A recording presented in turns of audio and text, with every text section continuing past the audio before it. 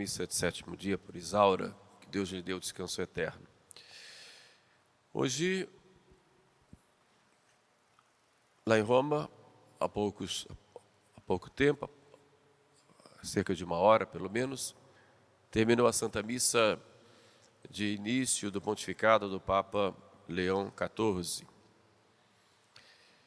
Depois da morte do Papa Francisco, os cardeais se reuniram nas congregações gerais, estudaram, refletiram sobre a situação da Igreja no tempo atual.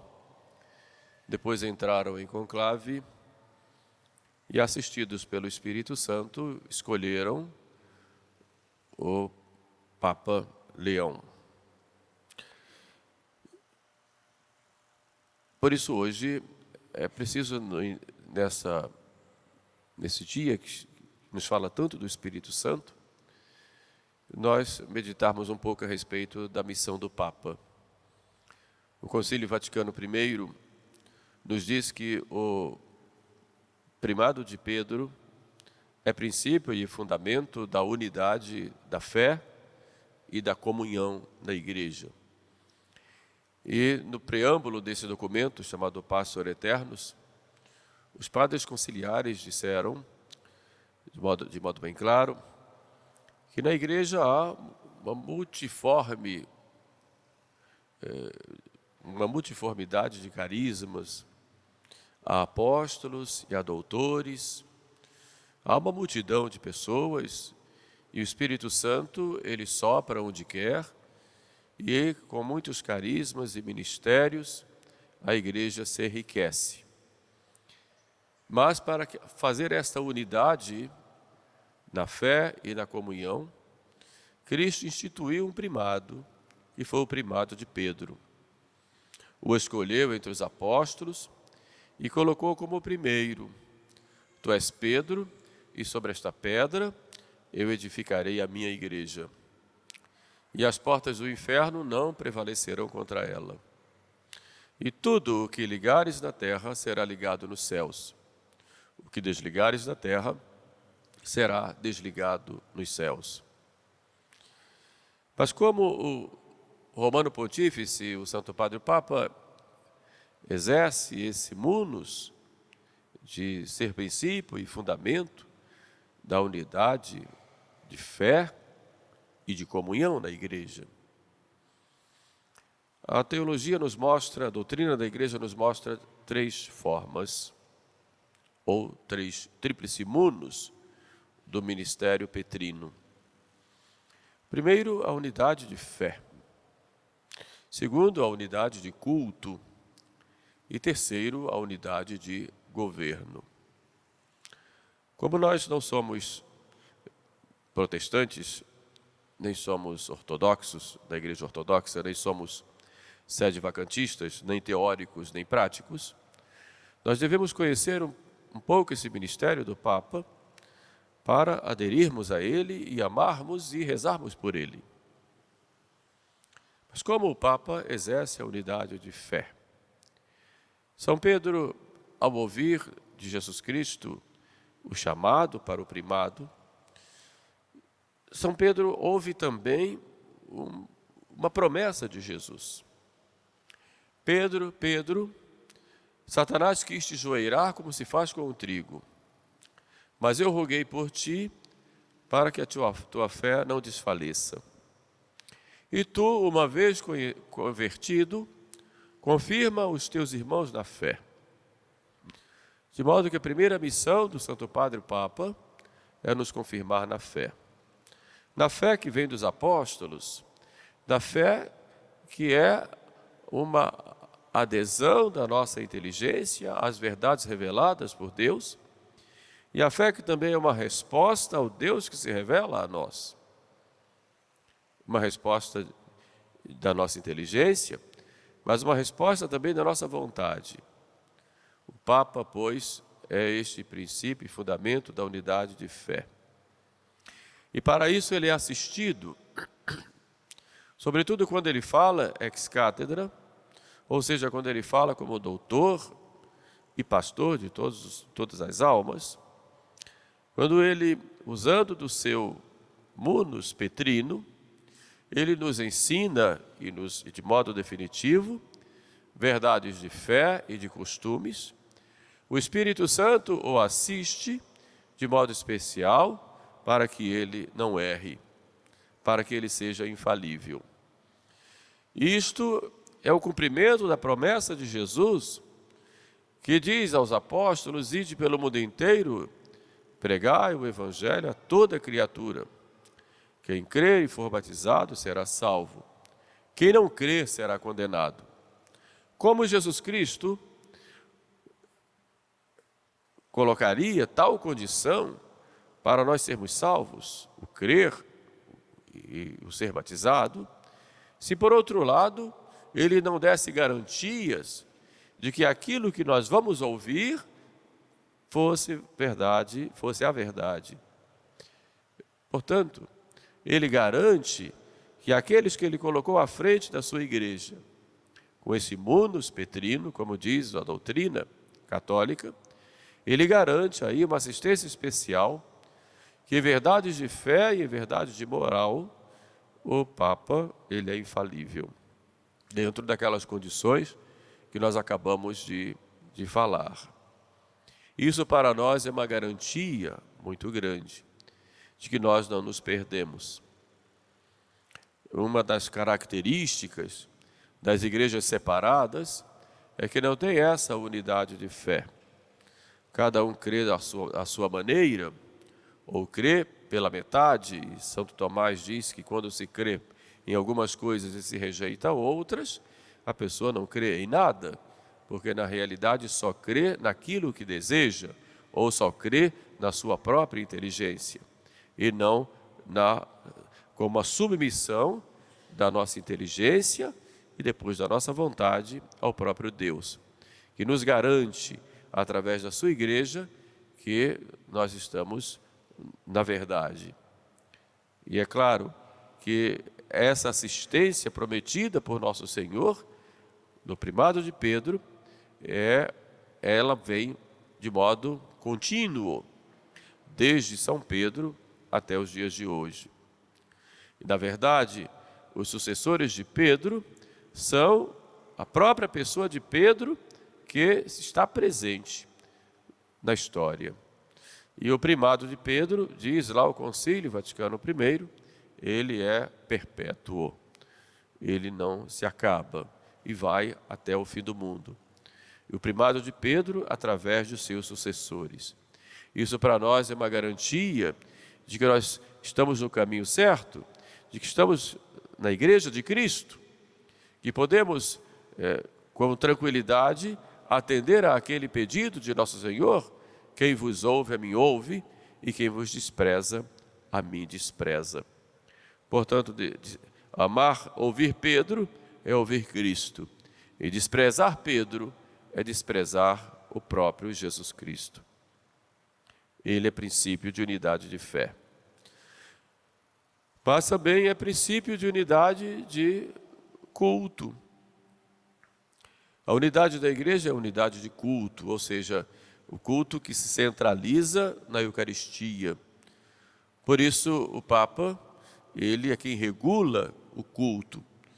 E regula o culto porque regula a adoração de toda a igreja a Deus. A liturgia é o culto público que o Filho faz ao Pai, como diz lá em encíclica Mediator Dei.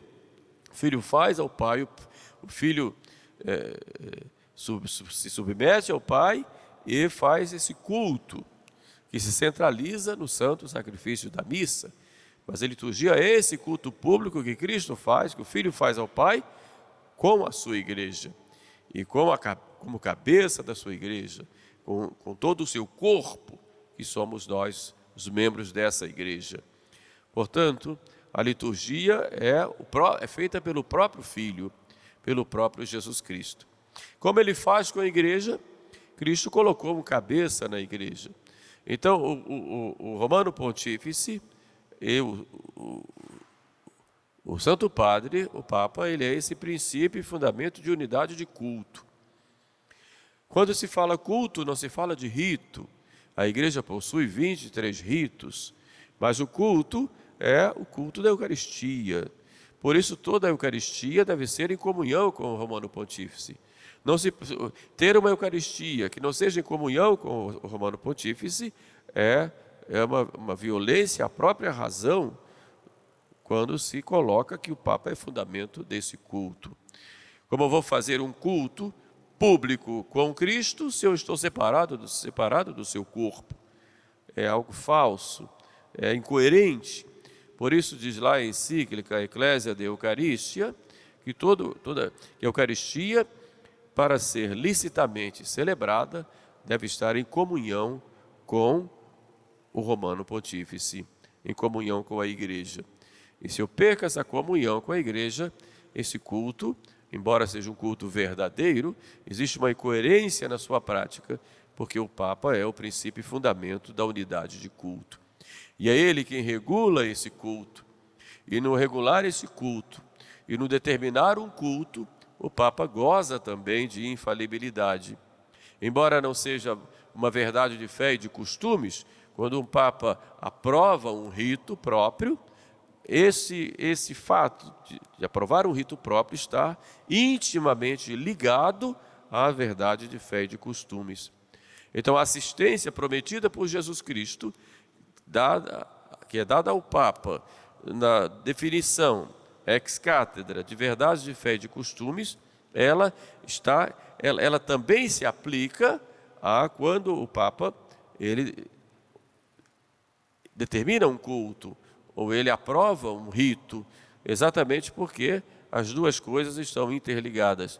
Um Papa jamais poderia aprovar um rito que fosse em si mesmo, não estou dizendo na prática, mas em si mesmo prejudicial às almas, que levasse as almas para o caminho errado.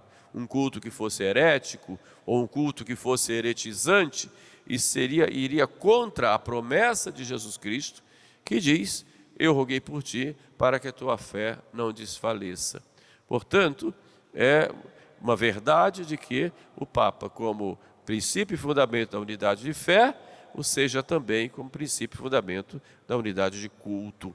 Exatamente porque o culto é o que há de mais precioso na nossa relação com Deus. No culto nós nos prostramos diante dele e o primeiro que se prostra é o próprio Filho. E se prostra conosco, que é a sua igreja. Seria um contrassenso o Filho se prostrar e a igreja não. O Filho adorar e a igreja não. E ora, como o doce Cristo aqui na terra, ou como o chefe visível da igreja, está o Romano Pontífice. Então essa assistência que é prometida por Cristo a Pedro, tudo que ligares na terra será ligado nos céus, é dada também aos seus sucessores, como eu disse, que são a presença de Pedro na história. Na verdade, nós temos um chefe supremo, que é Pedro. E Pedro, com os vários nomes que foram sendo colocados hoje, Leão XIV.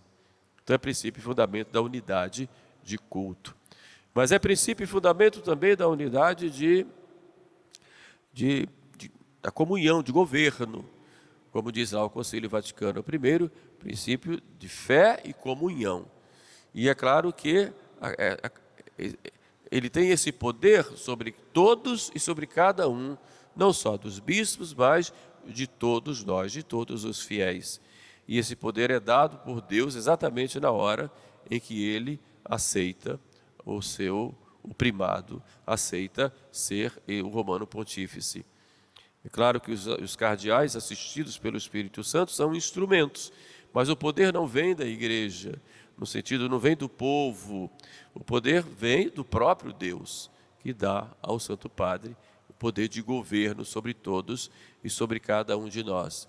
E com um objetivo único, que é a salvação das almas. A igreja tem esse objetivo, ela é sacramento de salvação. E a missão do Papa é a salvação das almas. Aquele palio que ele recebe e recebeu hoje, depois da leitura do Evangelho, aquele palio é feito com lã de ovelhas, e aquilo é colocado simbolicamente, porque aquilo representa um rebanho.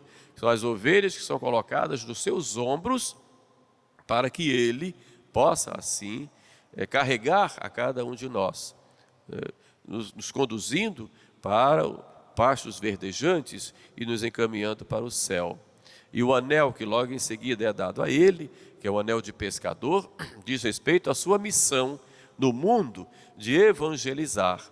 Então ele cuida do seu rebanho, mas cuida também da evangelização, não só a dintra, mas também a dextra.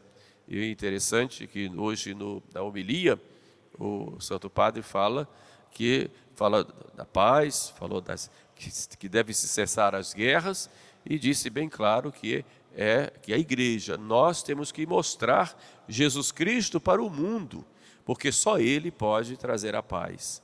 Então é exatamente a doutrina bem clara da igreja nesse sentido. Quer dizer, é o pescador que vai, e depois deixa claro isso, que ele vai pescar nesse mar, vai pescar nesse mundo, que é o mar, e vai trazer as almas para nosso Senhor. Essa grande missão que ele tem. E isso ele faz porque ele é princípio e fundamento da unidade de governo e de comunhão. Adintra para fazer a unidade. Embora nós sejamos muitos e não podemos nos colocar em guetos, em grupos fechados, mas na verdade nós pertencemos a uma igreja como um todo. Então temos que sempre primar por essa comunhão, e essa comunhão tem como princípio e fundamento a pessoa do sucessor de Pedro. Então essa grande missão, sobretudo numa igreja dividida, numa igreja que está passando uma crise muito grande, e uma crise também de fé, de culto, e uma crise também de desrespeito, por uma série de causas históricas, chegamos a este ponto hoje. Então o sucessor de Pedro tem essa dura missão de nos encaminhar numa verdadeira comunhão, num respeito mútuo, mas a comunhão, sobretudo a comunhão, evidentemente, com Deus nosso Senhor, e depois com os irmãos, como membros desse corpo místico, de Cristo. A missão do Papa não é fácil, é muito difícil. É um peso que vai sobre as suas costas. Nós temos, como católicos, que ter amor a Ele. Temos que rezar por Ele. Temos que obedecer a Ele dentro desses princípios de salvação das nossas almas. E temos que cuidar de viver esta união entre nós.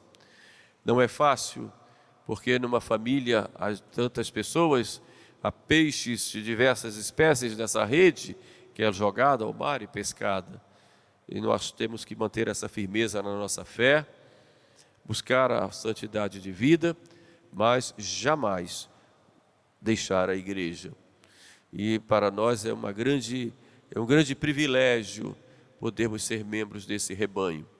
Então hoje, no início desse ministério petrino do Papa Leão, é tempo de nós renovarmos a nossa fé na igreja. Nossa fé de que Cristo não abandona a sua igreja. E de que apesar de ser tão maltratada, tão perseguida por fora, que maltratam a igreja, maltratam. Quando o Papa fala uma verdade de moral, por exemplo, quando disse essa semana que o casamento, a família começa com o matrimônio de um homem e uma mulher, quantas críticas. E alguém, as pessoas dizem, essa é a doutrina da igreja. Quantas críticas. Mas assim também nós, queremos viver de acordo com a verdade, quantas críticas. Mas essas críticas são um bom sinal, um bom sinal de que a doutrina está sendo falada, está sendo explicada, está sendo mostrada. Então, para nós é importante nós rezarmos pelo Santo Padre o Papa e procurarmos viver como filhos fiéis da igreja. Nós cobramos tanto das autoridades e há um direito também de falar das nossas dores, nossos problemas, das nossas dificuldades espirituais. Claro que há. É um direito nosso também de falarmos para os nossos pastores. Mas quando é que nós rezamos por eles? Quando é que nós procuramos apoiá-los naquilo que diz respeito à salvação e à nossa salvação? Então esse cuidado devemos ter. Depois a sua missão não é apenas uma missão dentro da igreja, mas a missão da igreja é com todos os homens. É para a salvação de todos. E tudo aquilo que diz respeito aos homens, a igreja tem sua preocupação. dentro dessa medida de salvação das almas. Então, o Papa é para salvar as almas, está ali para salvar as almas como pastor supremo, mas o seu cuidado é com o ser humano. Por isso, quando se fala da guerra, quando se fala de que deve buscar a paz, quando se fala do cuidado que tem que ter com aqueles velhinhos, com aquelas crianças que sofrem da guerra, faz parte da sua missão, porque é o cuidado do ser humano, como Jesus cuidou de todos. E o cuidado material também. O que era aquela cura, se não um cuidado material? O que era da multiplicação dos pães, se não também um cuidado material? Até o cuidado com a própria natureza, no sentido de que está a serviço do homem, não como deusa, mas como está a serviço do homem, também é um cuidado no sentido de orientar os fiéis a terem certo zelo, certo cuidado mesmo, em vista do bem comum, não só de hoje, mas das gerações futuras. Não há problema algum nisso. O problema é quando se inverte a posição e coloca os bens materiais acima, e quando o ser humano é visto apenas como um verme ou uma coisa material, sem essa dimensão de vida eterna. O problema é quando há essa inversão. Mas a missão da igreja, Leão XIII mostra lá na Rerum Novarum, fica bem claro. Depois os papas, quando falam da doutrina social da igreja, falam exatamente nesse sentido, do ser humano, pela dignidade que o ser humano tem de imagem de Deus. E de todo fiel batizado de imagem e semelhança de Deus. Então o cuidado da igreja é com o ser humano como um todo, mas em vista de algo muito maior do que as coisas da terra, que é a vida eterna. Então hoje renovemos nossa confissão católica. Vamos agora cantar juntos o credo de Nicéia, faz agora 1700 anos, esse ano de 2025. Vamos renovar nossa fé da igreja, a fé nas verdades que a igreja sempre nos transmitiu, e agradecer a Deus. Senhor, muito obrigado porque eu sou católico. Obrigado, Senhor, porque eu estou membro desse corpo místico do vosso Filho. Obrigado, Senhor, por poder participar com a minha vida e participar sempre do culto que essa igreja presta a vós. Obrigado, Senhor, por ter a missa, por ter e essa graça de termos a missa na forma antiga, que é uma garantia, nos mostra de modo bem visível, e de modo falando modernamente falando, de modo plástico e claro, nesse culto que se presta a vós. Muito obrigado, Senhor. E vamos renovar nosso compromisso com a nossa vida católica, não só na igreja, mas também no mundo. Porque ser católico na igreja é fácil. Todos cantamos, rezamos, muito bem. Mas o mundo, da porta para fora, como eu vou viver a minha vida católica? Porque a missa, ela deve continuar no dia a dia, nos seus frutos e na nossa vida. O Dom Antônio de Castro Maia dizia que a missa dominical deve preencher a nossa semana. E preencher nos seus efeitos. Preencher aquilo que nós recebemos aqui para colocarmos em prática no dia a dia. Então vamos agradecer a Deus por todas essas graças e esses bens que nós recebemos, que são dons gratuitos, que nós não merecemos. E vamos fazer o compromisso de ter uma vida católica mais firme, apesar das perseguições, das incompreensões. Vamos pedir a nosso Senhor forças, e o Espírito Santo nos dê essa fortaleza para que possamos continuar esta caminhada. E que Nossa Senhora, então, nos ajude e nos proteja. Amém.